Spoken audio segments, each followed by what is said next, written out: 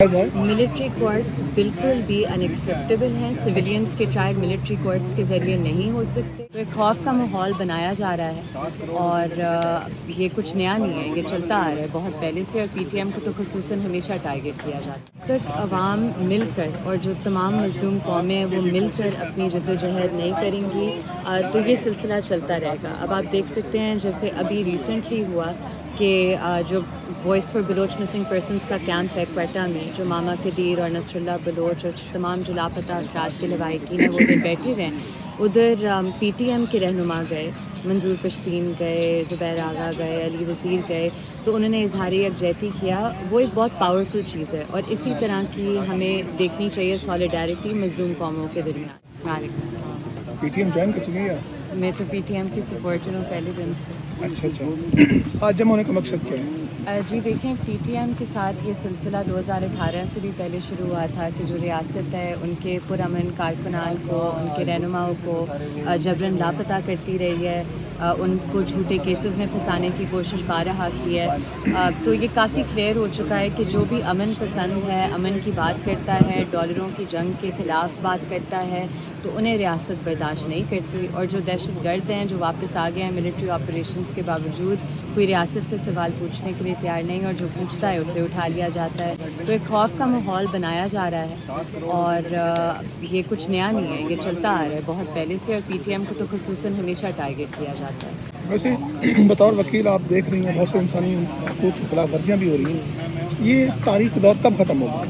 دیکھیں, جب تک عوام مل کر اور جو تمام مظلوم قومیں ہیں وہ مل کر اپنی جدوجہد نہیں کریں گی تو یہ سلسلہ چلتا رہے گا. اب آپ دیکھ سکتے ہیں جیسے ابھی ریسنٹلی ہوا کہ جو Voice for Baloch Missing Persons کا کیمپ ہے کوئٹہ میں, جو ماما قدیر اور نصر اللہ بلوچ اور تمام جو لاپتہ افراد کے لواحقین ہیں وہ ادھر بیٹھے ہوئے ہیں.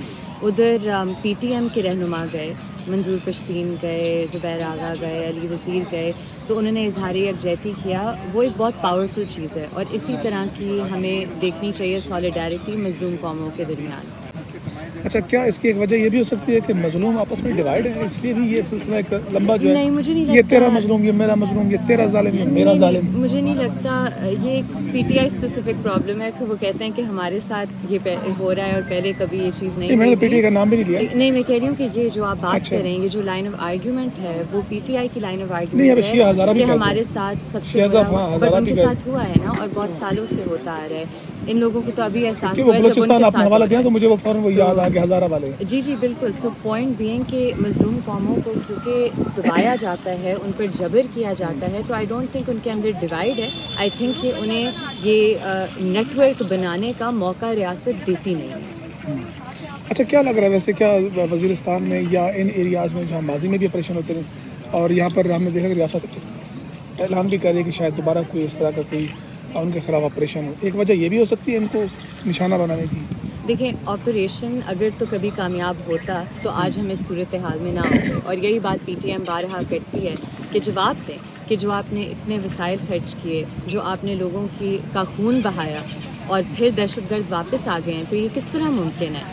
آبویسلی ریاست اگر حمایت کری ہے دہشت گردوں کی تو پھر ہی یہ چیز ممکن ہوگی, اور پھر وہی ڈالر کھانے میں وسائل پر مزید قبضہ کرنے کے لیے آپ اور جنگیں کرتے ہیں اپنی شہریوں کے خلاف. تو یہ تو ایک وشس سائیکل ہے.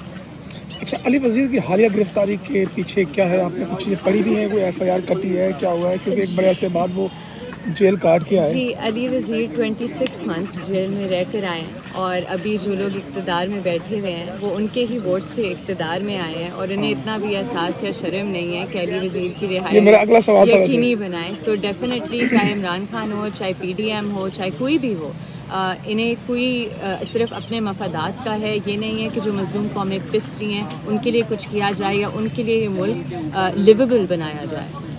اچھا, ویسے تو حکومت 2 ووٹوں یا 1 ووٹ پہ کھڑی ہے, یہ جو کھڑی ہے, اگر یہ خود پی ٹی ایم حمایت اٹھا بھی دے تو یہ زمین دوسرے اگر ان کے پاس پی ٹی ایم نہیں حمایت کرتی. یہ کلیریفیکیشن میں کر دوں کیونکہ پی ٹی ایم ایک سیاسی جماعت نہیں ہے. پی ٹی ایم ایک سول رائٹس موومنٹ ہے. جو نیشنل ڈیموکریٹک موومنٹ ہے داوڑ ہو, 2 ایک ووٹ ہیں قومی اسمبلی میں, اگر یہ 2 الگ ہو جائے تو یہ جو یہاں بیٹھ کے آج خاموشی تماشائی بنے ہوئے ہیں, ماضی میں وہ یہاں پر اگر حمایت کرتے تھے, ہم نے دیکھا پی ٹی ایم کے اس جائز حق کو تسلیم کرتے ہیں، خاموش بیٹھے ہیں؟ بالکل ایسا ہی ہے، اور اس کی یہی وجہ ہے کہ اتنا خوف کا ماحول ہے. بٹ یہی سوال اٹھتا ہے نا کہ پھر اگر آپ نے وہی چیز کرنی تھی جو 4 سالوں سے پہلے ہائیبریڈ رجیم میں ہوئی، تو آپ کے ہائیبریڈ رجیم میں اور پہلے ہائیبریڈ رجیم میں مجھے تو فرق نہیں نظر آ رہا. دوستوں، ویسے آپ ووکل رہی ہیں ہمیشہ انسانی حقوق کے حوالے سے. ملٹری کورٹس کا جو یہ ڈیمانڈ کی جا رہی ہے، یہ حکومت اس کو ایک قرارداد کے ذریعے سپورٹ بھی کر رہی ہے. کیا آپ سمجھتی ہیں کہ ایک جمہوری ملک میں پیرالل ایک کورٹ کا سسٹم جائز ہے؟ ملٹری کورٹس بالکل بھی انیکسیپٹیبل ہیں. سویلینس کے ٹرائل ملٹری کورٹس کے ذریعے نہیں ہو سکتے.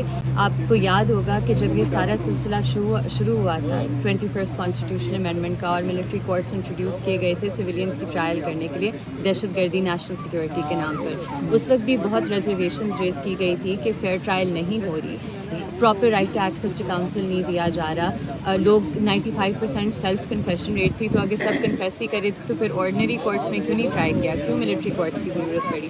تو اس طرح کے جو غیر آئینی اقدامات ہیں، ان کی سیاسی جماعتوں کو یہ سبق سیکھنا چاہیے کہ آج یہ ان کی حمایت کریں، کل ان کی گرفت میں یہ خود آئیں گے. درست ہے. آج کل آپ ٹھیک جا رہی ہیں؟ جی آپ ٹھیک ہیں؟ اللہ کا شکر. کوئی فون کال چل تو نہیں آئی؟ نہیں، اللہ کا شکر. چلو جی، بہت شکریہ آپ کا. یہ تھی